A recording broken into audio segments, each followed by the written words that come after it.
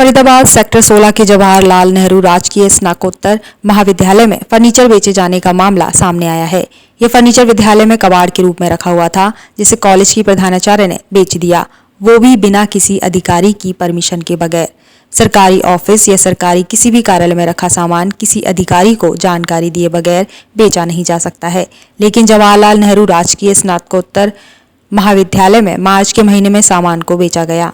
इसी मामले को लेकर आज एनएसयूआई अध्यक्ष किशन अत्री ने मीडिया के सामने अपनी बात रखी और कहा कि कॉलेज में रखे कबाड़ को लेकर किसी भी अधिकारी को क्यों जानकारी नहीं दी गई।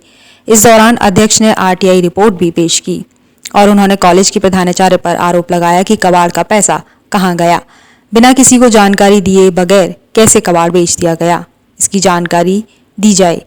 ये बच्चों के हित का पैसा था। इसी मामले को शिक्षा मंत्री के संज्ञान में भेजा जाएगा।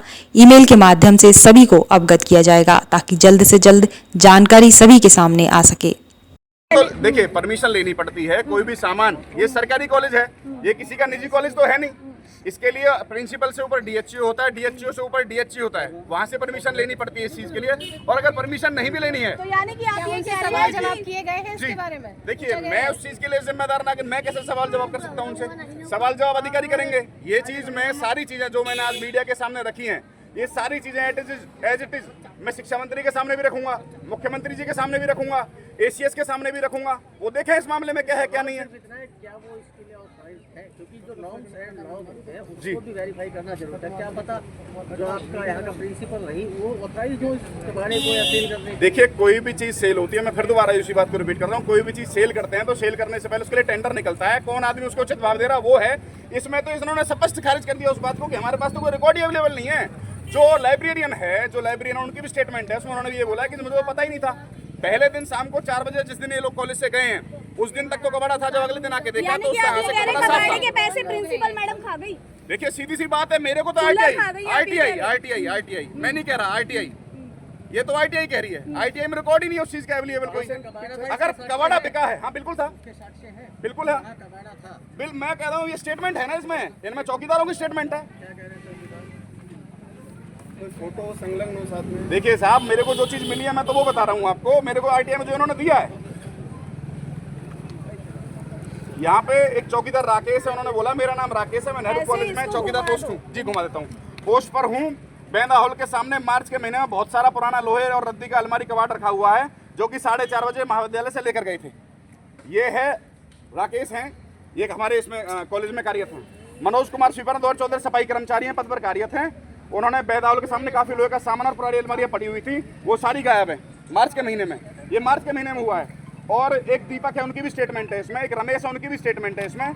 रमेश के अलावा जो लाइब्रेरियन है मैडम, लाइब्रेरियन मैडम के अंडर में होती है सारी चीज़ें, अलमीरा वगैरह थी, जो ये चीज़ें थी, उन्होंने पूरा लिखा हुआ है इसमें।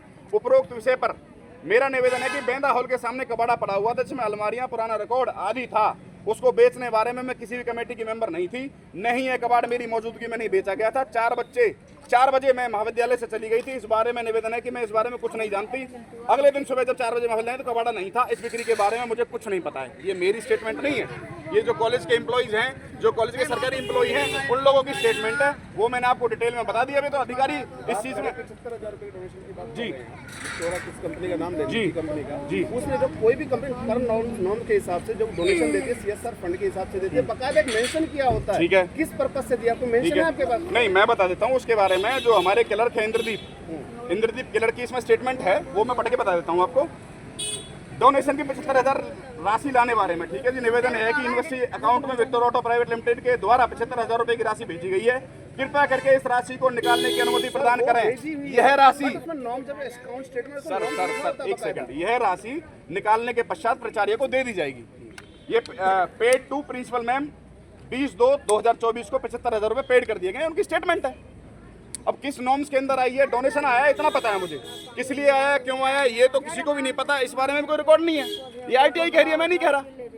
ये तो मैं आरटीआई के बारे में बता रहा हूँ आपको। तो ये सारी चीजें आपके सामने है भाई, यही है जी। इस मामले में सरकार का जिक्र किया, क्या लगता है सरकार की भी कोई साठगांठ है? देखिए, इतने बड़े स्तर की चीजें मैंने पहले जब मेरा निष्कासन हुआ था, तो निष्कासन के समय पर भी मैंने ये चीजें बोली थी कि भाई 60 से चीजें करी जा रही हैं। एक 7,000 रुपए के बच्चे के एडमिशन वाला मामला भी मैंने उस समय पर उठाया था। तो इन्होंने उस चीज को क्लियर ना करके मेरे लिए कह रहे थे नेक्सस। नेक्सस तो ये चल रहा है, नेक्सस तो ये आपके सामने है, 75,000 रुपए की राशि कैश करवाई जा रही है, कबाड़ बेचा जा रहा है, ये आईटीआई क्लियर कर रही है, ये सारी चीजें क्लियर हैं। अब सरकार की मंशा पता चल जाएगी, ये कागज में भेजूंगा ऊपर। अभी इस मामले में आप शिक्षा मंत्री के संज्ञान में डालेंगे ये बिल्कुल डालूंगा।